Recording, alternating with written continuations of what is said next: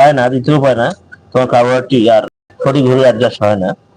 তো আসলে আপনারা যখন কার্বোরেটর খুলবেন তখন এই নাটটা খোলার সময় অবশ্যই সেখানে ধীরে স্থিরে খুলতে হবে এবং সেখানে বাকেট এবং ওয়াশার আছে কিনা এটা লক্ষ্য রাখতে হবে।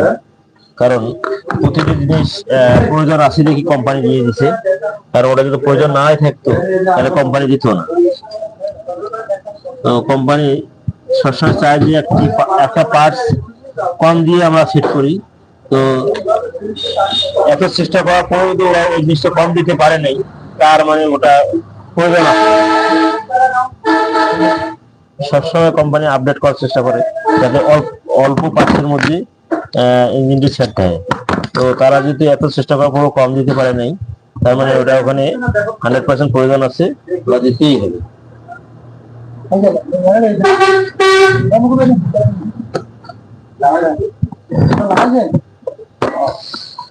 তো আমরা ফাইনালি এখন